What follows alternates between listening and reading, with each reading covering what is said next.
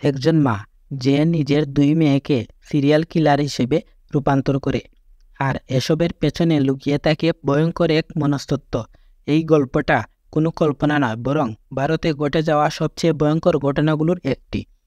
এই গল্পটি অনুপ্রাণিত হয়েছে সীমা গাবিত এবং রেণুকা শিন্ডে নামের 2 বোনের বাস্তব জীবনী থেকে, যারা 1990-এর দশকে মহারাষ্ট্রে একাধিক শিশু অপহরণ ও হত্যার দায়ে দোষী সাব্যস্ত হয় এবং এই অপরাধের মূল কারিগর ছিলেন তাদের মা অঞ্জনা বাই। উক্ত গল্প থেকে অনুপ্রাণিত হয়ে নির্মিত সিনেমার নাম পুষ্পাম্পা। এই সিনেমা সেই ঘটনাকে রূপ দিয়েছে এক মনস্তাত্ত্বিক ড্রামায়, যেখানে প্রশ্ন রয়ে যায়, একজন মানুষ জন্ম থেকে খুনি হয় নাকি সমাজ ও পরিবার তাকে খুনি বানায়।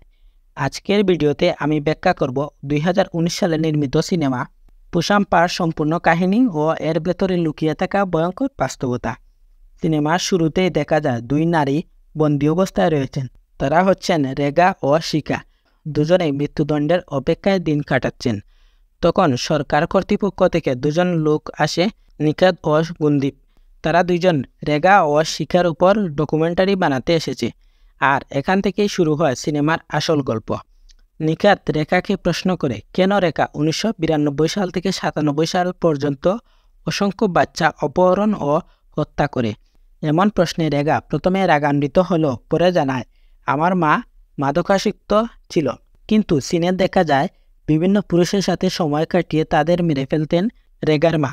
তখন সে ছোট ছিল এবং তাকে অনেক মারধর করত। তখন সে ভাবত তার মা মরে গেলেই ভালো। এরপর রেগার সময় শেষ হয়ে যায়, তাকে জেলে নিয়ে যাওয়া হয়। তারপর নিখাত ও গুনদীপ একজন উকিলের কাছে যায়, যিনি ওই সময়ে উক্ত কেস সম্পর্কে অবগত ছিলেন। তিনি জানান প্রজাক্তা দেশপান্ডে ও তার 2 মেয়ে রেগা শাটি ও শিখা দেশপান্ডে খুব ভয়ানক ছিল। তারা রেলওয়ে স্টেশনের মতো বিভিন্ন জায়গায় গিয়ে অসহায় বাচ্চাদের অপহরণ করত খাবার লোভ দেখিয়ে। পরবর্তীতে তাদের দিয়ে ভিক্ষা করাতো। যেসব বাচ্চারা তাদের কথা শুনত না বা খুব বেশি জ্বালাতন করত, তাদেরকে মেরে ফেলত। ব্যাপারটা এমন হয়েছিল যে ইউজ অ্যান্ড থ্রু, অর্থাৎ ব্যবহার করো এবং ফেলে দাও। এভাবে 1990-এর দশকে পুরো মহারাষ্ট্রে 50 বাচ্চা অপহরণ করে হত্যার অভিযোগ রয়েছে। কিন্তু আসল সত্যতা হলো, কোর্ট কখনো এগুলোর প্রকৃত হিসাব পায়নি, মানে সংখ্যাটা আরও বেশি হওয়ার সম্ভাবনাই বেশি। তারপর আবার রেগার ইন্টারভিউ নেয়। তখন রেগা বলে, আমার মা একদিন পরপুরুষের সাথে সময় কাটান পর তার হাত থেকে আংটি চুরি করার সময় ধরা পড়ে যায়। তখন ওই লোক মাকে অনেক মারে। এসব দেখে আমি ওই লোকটাকে পেছন থেকে মারলে সে আমাকে ড্রাগস দিয়ে দেয়। তখন আমি মৃতপ্রায় অবস্থায় ছিলাম। তখন মা আমাকে ডাক্তারের কাছে নিয়ে আমাকে বাঁচায়। এরপর থেকে মা ড্রাগস নেওয়া বন্ধ করে দেয় এবং মানুষের বাসায় কাজ করত। তখন একটি বাসায় ধর্মেশ দেশপান্ডের চোখ মায়ের দিকে যায়। তিনি ছিলেন একজন আর্মি অফিসার। তখন সে মাকে অফার দেয় এবং মা তাতে সায় দেয়। পরে তারা বিয়ে করে নেয়। ধর্মেশ দেশপান্ডে আমাকে অনেক আদর করত। তারপর শিখার জন্ম হলো। আমাদের বেশ সুখেই দিন যাচ্ছিল, কিন্তু সেই সুখটা দীর্ঘায়িত হয়নি আমার মায়ের কারণে। তিনি বলেন, যতই আমরা সুখে শান্তিতে থাকি না কেন, আমাদেরকে নিজের উপর নির্ভরশীল হতে হবে। মানে টাকা পয়সা থাকলেই টাকা খাওয়ার অভাব হবে না। সুতরাং মা আবারও চুরি করা শুরু করে। একদিন ধর্মেশের কলিগের একটি পার্টিতে আমরা সবাই যাই। সেখানে গিয়েও মা দামি জিনিসপত্র চুরি করে। তখন সেখানকার এক স্টাফ দেখে ফেলে এবং বিষয়টা ধর্মেশকে জানায়, যার ফলে ধর্মেশ বিষয়টি যাচাই করলে সত্যতা প্রমাণিত হয় এবং রাগে দুঃখে তিনি আমাদের বাড়ি থেকে বের করে দেন। রেগা আরও বলে, মায়ের যোগ্যতা ছিল না ওই লোকের সংসার করার। এরপর নিখাত ও গুনদীপ শিখার ইন্টারভিউ নিতে যায়। শিখা বলে, বাবা আমাদের বের করে দেওয়ার পর মা আমাদের একাই বড় করেন। এরপর উনি আমাদের শিক্ষা দেন, বেঁচে থাকতে হলে নিজের খাবার নিজেই জোগাড় করতে হবে। একদিন মন্দিরে মা চুরি করতে ধরা পড়ে এবং অনেক মার খায়। তারপর মা মন্দিরের বাইরে গিয়ে বসে এবং সেখানে একটি বাচ্চা এসে মায়ের কাছে খাবার চায়। মা বাচ্চাটাকে মানা করলেও সেই বাচ্চা মায়ের কথা শুনেনি। এতে মা রাগান্বিত হয়ে বাচ্চাটাকে আড়ালে নিয়ে রেগা ও মা মিলে বাচ্চাটাকে মেরে ফেলে।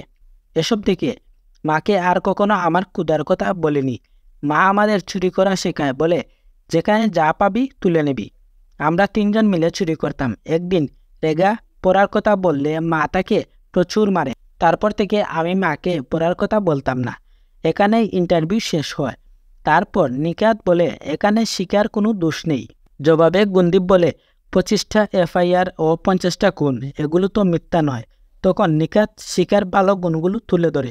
তারপর তারা এক পুলিশ অফিসারের কাছে যায় কেস ফাইল দেখার জন্য। সেখানে তারা জানতে পারে তাদের মা থানায় মামলা করেছিল তার মেয়েকে রেপ করেছিল বলে। এ বিষয়ে জানতে চাইলে কোনো তথ্যই দিতে পারে না পুলিশ অফিসার। তারপর আবার রেগার ইন্টারভিউ নিতে যায়। রেগা জানায়, আমরা বড় হওয়ার পর মা আমাদের ধর্মেশ দেশপান্ডের বাড়িতে নিয়ে যায়। ওখানে দেখা যায় ধর্মেশ পান্ডে আরেকটি বিয়ে করে এবং তার একটি ছেলে রয়েছে। এতে মা ফিরে আসে এবং মায়ের এসব সহ্য হয় না। তারপর আমরা বাবার পাশের বাড়িতে উঠি। প্রত্যেক রবিবার অর্থাৎ ছুটির দিনে আমরা সেখানে যেতাম এবং বিনীতের সাথে খেলতাম। সব কিছু ভালোই চলছিল। তখন মা আমাকে সোনার কানের দুল দিয়ে বলেছিল বিনীতকে মেরে ফেলতে। দৃশ্য পরিবর্তন হয়। ধর্মেশের বোন জানান, তারা দুই বোন আমার ভাইয়ের বাড়িতে যেত, কিন্তু আমি এটা পছন্দ করতাম না। তবে ধর্মেশ তাদেরকে খুব ভালোবাসত, কিন্তু ওদের এক বোন বিনীতকে পছন্দ করতো না। দৃশ্যপট আবার পরিবর্তন হয়। নিখাত শিকার কাছে রেপের ব্যাপারে জানতে চাইলে সে বলে, এটা আমার সাথেই হয়েছিল। এলাকার মুদির দোকানদার আমার সাথে জবরদস্তি করেছিল। তারপর শিকার নিখাতের কাছে সাহায্য চায় আর বলে, দিদি আমি এসবের মধ্যে ছিলাম না, প্লিজ আমাকে সাহায্য করুন। তারপর ওরা চলে গেলে শিকা কর্মরত মহিলার কাছ থেকে ফোন নিয়ে রেগাকে ফোন করে বলে, স্বপ্নে মা এসেছিল এবং সত্যটা বলতে মানা করেছে, তুই তাদেরকে সত্যিটা বলিস না। এই কথা বলে শিকা উপর থেকে মাটিতে ঝাঁপ দেয়। তখন গার্ড এসে তাকে তুলে। তারপর ওই গার্ডের কাছ থেকে ফোন নিয়ে নিখাতকে ফোন করে বলে, দিদি আপনি তো বলেছিলেন সত্য বললে কিছু হবে না, কিন্তু আমাকে কেউ বারান্দা থেকে ফেলে দিয়েছে। নিখাত এই কথা শুনে চিন্তায় পড়ে যায়। দৃশ্যপট পরিবর্তন হয়। শিকা ও রেগাদের প্রতিবেশী বলেন, প্রতিদিন তাদের ঘরে চিল্লাচিল্লি হতো, কিন্তু ওই দিন তাদের ঘর খুব শান্ত ছিল। তাই আমার সন্দেহ হয়। বাইরে গিয়ে দেখি তারা একটা বাচ্চাকে নিয়ে আসে। এসব দেখে আমি পুলিশকে ফোন করি। দৃশ্যে দেখা যায় রেগা বিনীতের সাথে খেলছে এবং শিকা তার মাকে ছুরি দেয়। দৃশ্য দেখে বোঝা যায় বিনীত মারা যায়। তখন পুলিশ আসে আর শিকা ভয়ে কান্না করে। রেগা পালানোর চেষ্টা করে কিন্তু ধরা পড়ে যায়।